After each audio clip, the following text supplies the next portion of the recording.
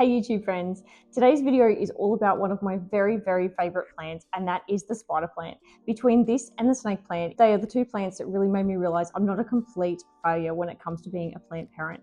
However, I'm really aware, although I use this as a starter plant for some of our new plant club members, it is definitely a staple in my collection. It's just a complete filler plant. I can pretty much put it anywhere in the right conditions in my home and just know it's going to grow for me with minimal fuss. It is definitely not a diva plant.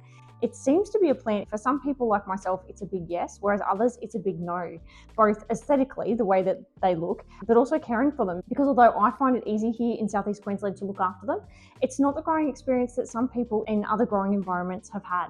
So in this video, I thought I'd take you through how I look after my spider plants here in Southeast Queensland.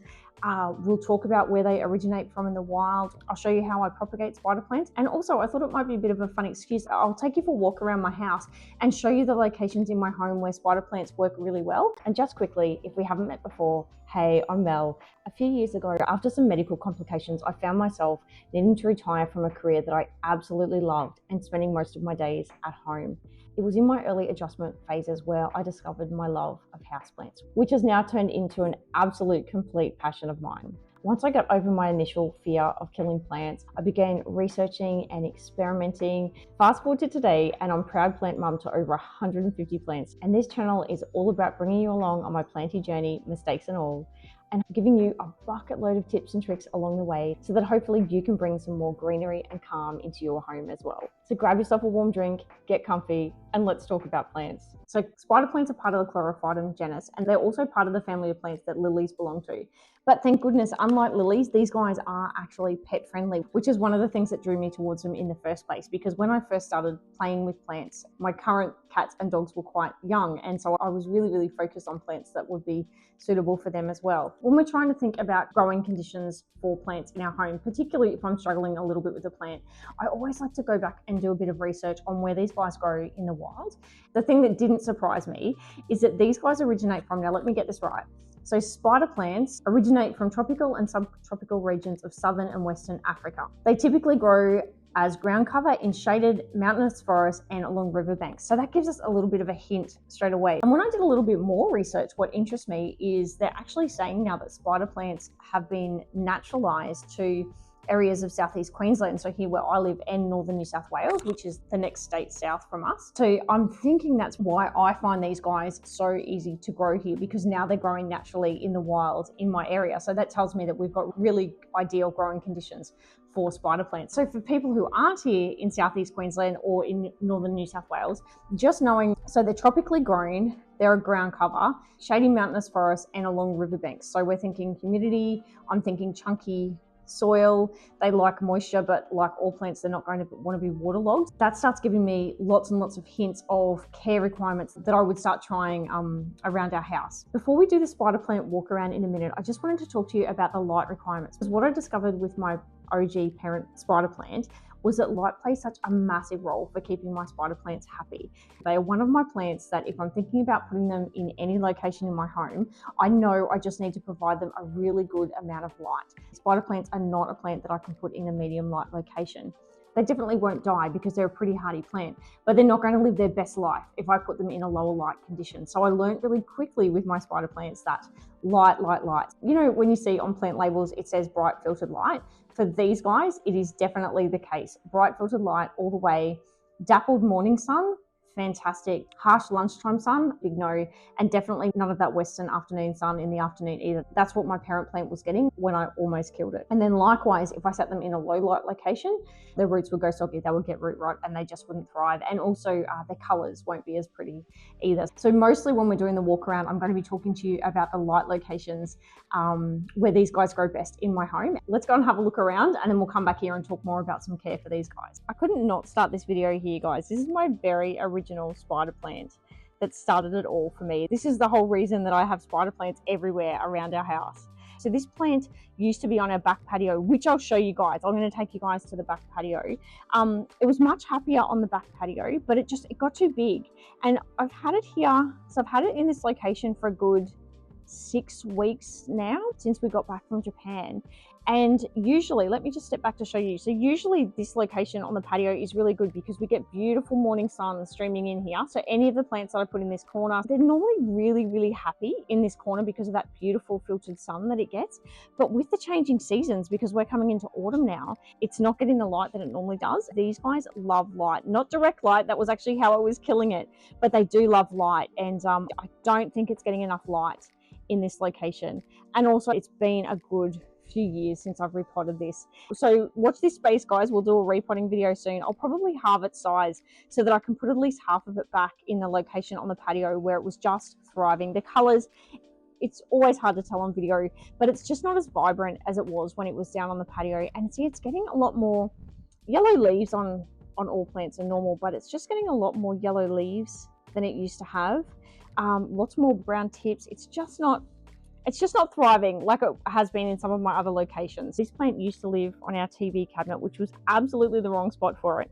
And it's hard to believe now, but it was down to 2, maybe 3 leaves, and they were brown. Even this leaf is not as thick as the original leaves were looking when it was on my TV cabinet.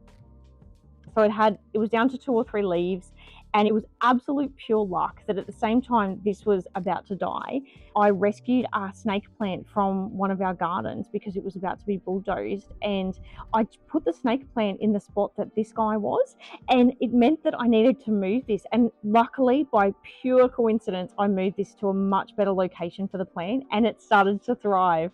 So down here, for anyone who's not familiar with spider plants, these are little spiderettes or spiderlets. I'll put the name on the screen for you guys, but this is how you propagate. So see here, you just pull them off. I'll pull one of these off because we'll do a propagation later. I'll show you how to propagate it. So you literally just pull one of those off. So I've just pulled that off the stem, and you dunk it in water. I just love how easy it is. I have just permanently got propagations of spider plants for my plant club because this plant has these all year round. Because this plant is just so big, it hasn't been able to live inside for a very, very long time.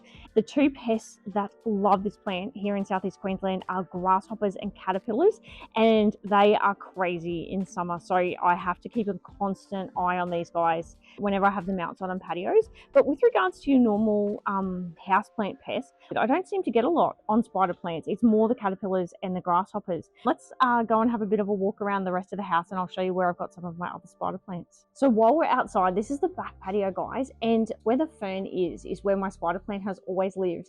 And I don't know about you, but that corner does actually feel quite empty without the spider plants. My husband actually said to me the other day, Mel, the back patio looks a little bit empty, and I was a bit surprised because my family are always telling me, Mel, you have way too many plants. But I agree with him. When I have my big spider plant, I'm going to put half of it back here so this corner doesn't look as bare, and I haven't worked out where I'll put the second half yet, but we'll definitely work that out. Maybe someone from Plant Club will get it.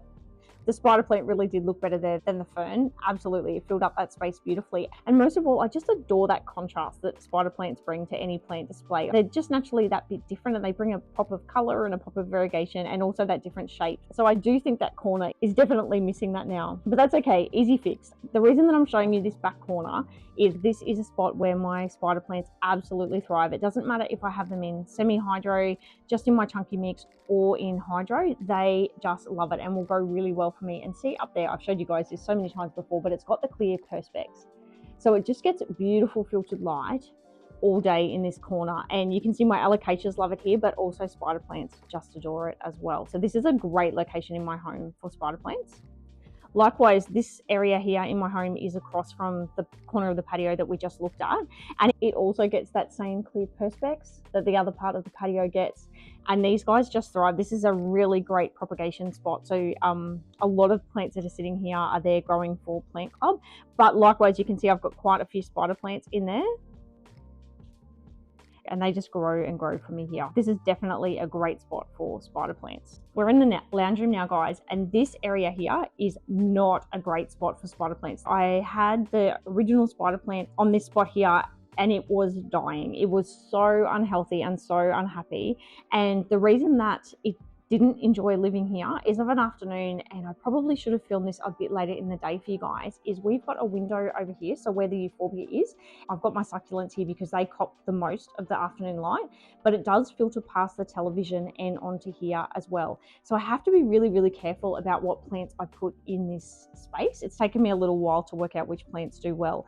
And the answer was definitely not a spider plant. That Hoya carnosa is actually my only Hoya carnosa at the moment that flowers, believe it or not. So it seems to love that location. And you can see I've got a snake plant. I rescued it from this garden here, just on the other side of the wall. So it's getting similar light. I had guessed it would do well. And my good old donkey's tail as well loves that afternoon light. They also get a good amount of light. So that's why my ripsalis are doing well up here as well. They get a beautiful amount of morning light coming through that window. And it was just too much light for the spider plant, and that's how I almost killed it. Here's Diesel. Hey Deez. This is the other side of our lounge room to the TV cabinet. So this is a south facing window. I love our really tall louvers, and I've also got a grow light here as well. And you would think that would be a decent amount of light, but because I'm in the southern hemisphere, it's not a lot of light. A spider plant absolutely would not do well in this location. Our entry table, of course, that you guys have seen so many times, complete with Daisy waiting underneath to bark in case a postie goes past. As you guys know, Halloween, Christmas, of course, I've got Easter stuff on here as well. Without the grow lights, even though I've got the louvers here, so these are also south facing, just like the corner of the lounge room, plants don't do well here at all unless I've got those grow lights. That's a perfect spot for spider plants over there. Anywhere along this table. And you can see it's even bright enough. I've even got a little euphorbia propagation there as well. So I keep this spot nice and bright. Even though plants are getting lots of nice bright light here, because I have the louvers, and you can probably see some of the plants have moved every now and again while I was talking, it does get a breeze through these louvers. So I do have to be careful. Plants that are sensitive to the breeze don't appreciate this table at all. Spider plants don't seem to be affected by the breeze that comes through the louvers. Oh look, Diesel's going to help Daisy now too. Two naughty puppies. So this is our entry wall, guys, and you would think that spider plants would do really well on this wall because I've got the two Guthrie grow lights, so the same grow lights that I've got on the entry table, and also at one end of the wall we've got the skylight as well. It mustn't have as much light as what I think, because my spider plants here, they're going okay, but they're definitely not thriving. I'll take you across to the other one. So this is on my desk in the propagation room. I didn't really want to show you guys this because I really need to clean those windows. So this is where my treadmill is, that I do my treadmill most days. And I've put this spider plant here. So this is a combo of both variegated and just plain spider plants. It's the last of my plants that is actually in that mab grow, so a similar Australian version to pon. It's the only one of my plants that's survived and hasn't gone root rotty in that substrate, but it just loves this location. And you can see if I go around, see it's sort of leaning towards the window. So summer or winter gets beautiful filtered light through this window, and the spider plant just seems to really love it. My auntie gave me the vessel, and it was such a small plant when I first put it in there, and I'm dreading when it gets too big and I have to take it out, but it just grows and grows. Even though the spider plant is going so well here, I absolutely would not grow it anywhere up on this shelf. So this is a grow light. This is from We the Wild. Why does my camera keep going blurry? I've got it reflected off the wall to get some light back, but still I would class this as a medium light location. So the pothos that's growing there, I've just repotted it, guys, so it's having a bit of a moment. I literally repotted it a few days ago, so hopefully it'll bounce back. The pothos will get some morning light through the window, just a little bit, but these guys, the Syngonium and the Adansonii, solely on the grow light. Oh, and I can't wait to show you guys what's about to go there. I moved another plant that I had there, which I'm going complete blank as to what I had there. My husband got me a beautiful birthday present that I have to put together. It's called a book nook that I think is going to go in that location. So I can't wait to show you what's going to go there over the next few weeks. I always feel so weird bringing you guys in here into our other bathroom, but this is another spot where spider plants just absolutely thrive. I've got spider plants up here growing in no drainage. There's a Soltec grow light in here. I had to turn it off because it actually, I'll just show you. It always makes the camera go funny. There it goes. Whenever I turn it on and I'm filming. So we'll just turn it off. Spider plants absolutely love this location. I pretty much know if I've got a propagation and I put it in here, it's going to go really well. How cool is this too? I've just recently repotted this This maculata, it's going so well here. It just loves it. And then I've got a mixed pot here of epipermanents. I just can't wait till that starts growing down. It's gonna look so good. Anyway, easily distracted by plants. One other location I wanted to show you where my spider plants just go crazy is this spot here on the patio. It's got the perspex as well. My camera is just going so blurry today. I'm so sorry, guys. I don't know why. It gets the beautiful filtered light because of the perspex as well, just like the back patio. This front patio is even worse than the back patio for caterpillars and grasshoppers. And I just got so sad about how many times my spider plants were completely destroyed out here by pests, but this is definitely a location where a spider plant would thrive. I just wanted to show you guys one more location before we sit down and get a little bit more specific about spider plants. And this is the corner of our bedroom. My snake plant is well and truly in the way. Let me get a better angle. I might just sit down on the bed. If I was putting spider plants on this antique ladder, I would only grow a spider plant down to about my philodendron tortum. So this shelf here, so the top 3 shelves, because it's still getting a really good amount of light from the grow lights. Whereas I find that they don't do well on those bottom shelves. Likewise over here, where I've got my lucky bamboo and my red arrow syngonium, this wouldn't be enough light for a spider plant either because it's just too far away from those grow lights. And although it's right next to a window and the window does bring in a little bit of morning light, it just doesn't go all the way across here. Definitely if I was placing a spider plant in this part of the room, it would be on those first 3 rungs of the ladder. So this is a little spiderette that we pulled off the parent plant. This is tap water and I just put it in. So like any other water propagations, making sure that the bottom bit of the plant, so the roots are underneath the water, and that as much of the leaves as possible are out so that they don't start rotting. And literally with spider plants, I find within 2 or 3 weeks that will start producing some roots. So when I moved that big spider plant up onto the pool deck, I knocked a whole heap of those little spiderettes off and I can't help myself. I can't let any of them go to waste. So I whacked these all in the container and look at the roots. I think it was about 6 weeks it's been here. It's just crazy. That's how easy it is to propagate. And definitely once the roots are established like this, I do, like any of my hydro plants, I start adding hydroponic fertilizer into the water, but until the roots are fully developed, I'm just using water for these guys. It doesn't matter how healthy my plants are, they still always will get often little brown tips on the end. And so I experimented with the spider plant. I put it in our ensuite, which I don't have grow tents or humidifiers or anything like that, but our ensuite is a really high humid environment and I have Soltec grow lights, and I thought I'll put one of my spider plants in there and maybe it's a humidity thing and it'll get rid of the tips, the brown tips, but it didn't. So you can absolutely leave them on, but I just go around often if I'm trimming plants, I just snip the brown ends off. I just think aesthetically it looks a little bit better. In the ensuite, it was getting the brown tips still. And so I did a bit of research and it appears that they are a little bit like calatheas in that to stop the brown tips. And actually guys, please correct me if I'm wrong, but research says it's actually the extra chemicals in tap water, just like calatheas. They do prefer either rainwater or filtered water, and then that will stop the brown tips.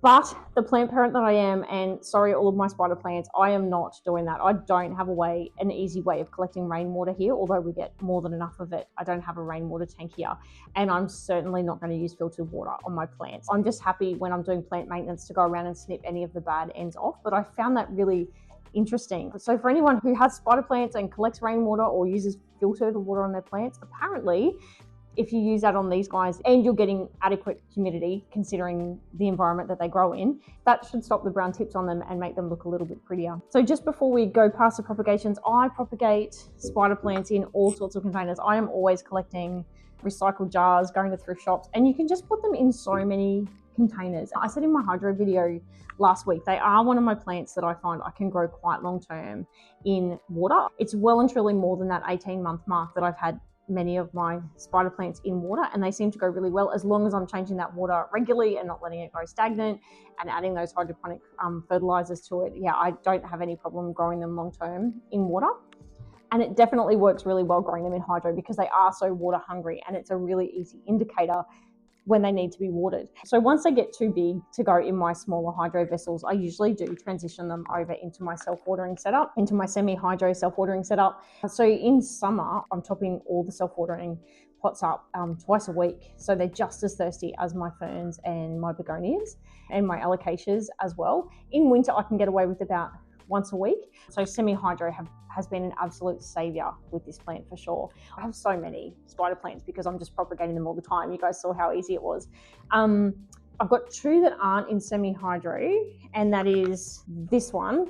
Firstly, I just liked the terracotta pot. It's just really pretty. It sits out on the back patio that you guys saw where my fiddle leaf is and where that fern is, and it's amongst all the alocasia. So this is in my DIY chunky mix. Definitely needs to be watered twice a week in the warmer months, but because I'm watering my alocasia so often, I'm making sure that I'm watering this. If this was somewhere else in the house with plants that I wasn't having to water as often, it wouldn't be good. I wouldn't be able to have it in this setup because I would just forget, and then very quickly it'd start getting crunchy leaves. It wouldn't look healthy. It'd definitely have the ends on them. So the ideal setup I found is either in hydro or in my semi-hydro setup. Just love it. The ones in the bathroom that I showed you are growing in no drainage, just all in my chunky mix. I've also got some spider plants that are growing in 50-50 perlite stratum, and that seems to work really well as well. The main thing is just from their origins, from where they grow in the wild, is they like a nice chunky airy mix. So you're either in water and making sure you're changing that water regularly, so giving them the oxygen, or whatever set up, whether it's semi-hydro or not semi-hydro, you're wanting nice chunky soil with lots of aeration for them and good drainage. So here in Southeast Queensland, I don't let the first few centimetres dry out for my two plants that aren't in semi-hydro. I keep the soil damp because it's such a chunky mix, so lots of perlite, lots of leca, lots of orchid bark in there. I always keep the soil just slightly damp like I do with my ferns, but not soggy, because soggy is going to give them root rot. These guys are super prone to root rot because they love that oxygen around their roots all the time. If I was new to growing spider plants, I think at a minimum, I would at least be adding some chunky components to the soil. So I would hesitate to put this in a plain potting mix. I think I'd be adding some perlite or orchid bark, just something to put some air pockets in the soil and not make it dense and compact. If you guys are in a totally different climate to me, please put some comments down in the bottom of your experience on how you grow spider plants. That would be really interesting to compare, because I just know here in Southeast Queensland, if I let these guys dry out too much, they're just going to have a bit of a moment on me. I don't know if it helps anyone, because once again, I can only talk for experience here. This is definitely my go-to setup. If I'm learning a plant, I put it in my chunky mix, one third down the bottom perlite, 2/3 chunky mix, lots of perlite, leca, orchid bark, cocoa core, nice and chunky. I only fill the water to the first line. I know the roots are way up here because I planted the roots above that 1/3. And I'm just watching how much the plant is using the water. And then that gives me a bit of an indication of how frequently it's going to be watered. Have I got it in the right soil mix? It gives me lots and lots of clues. So I guess that's the other tip I would give you guys, depending on your climate for these plants. For me, starting with semi-hydro has just been such a game changer. I feel like I get to know the plants really well, and then I make a decision from there. So it just gives me that time. So as the plant's adjusting to my house and I'm learning the plants, I've got an anthurium, a strut leaf anthurium, and we've had many, many arguments. And I found it did better when I let the water drop right down and go a few days before I topped that back up. And so I've actually taken it out of self-watering, and it is doing so much better. At the moment, it's in 50-50 perlite stratum. The plant's just going ahead leaps and bounds. But if I hadn't played with it in here, I guess I wouldn't have had so much of an idea. There are so many different types of spider plants that you can get. The three that I've got the non-variegated type, so just the plain green. I love to mix them. I love to do pots of mixed variegation. So I've got the inner variegated, and I've also got the outer variegated. That's a baby from my original plant that I've got there. I also tried to grow a fire flash. No, was it a fire flash? It was something to do with fire. I'll put the actual name up on the screen for you guys. It was one of my original spider plants that I had. I had it for about 3 years. It did absolutely nothing. It went stagnant. It lost its colors. It didn't matter what I did with it. I tried all my usual plant tricks. My mum actually loved it. I gave it to my mum, and you should see, I'll try and get her to send a photo through. The difference in plants, it just obviously didn't enjoy growing conditions here in my home. She didn't even repot it. She just brought it to her house and just watered it like her normal plants. And it is just so much happier in her house. So that's the end of the video, guys. It wasn't meant to be anything too long or too technical. The spider plant is just such a favorite in my collection, and so many people from Plant Club are getting joy out of growing the propagations that I bring along, that I thought it might be nice to share that with you guys as well. I hope that by walking around and having a look at how I care for my spider plants, it might just give you some ideas on how you might be able to care for your spider plants in your home as well. Because they are one of those plants, I'd be really interested. Let me know down in the comments below. Do you have spider plants in your collection? Are they a staple in your collection, or is it just an absolute big no for you with regards to spider plants? I'm really, really keen to hear what you think about them. Let's finish the video here. I hope you're having an absolutely wonderful and planty week, whatever you're doing. And until my next video, guys, take care and remember you've totally got this. See you next week.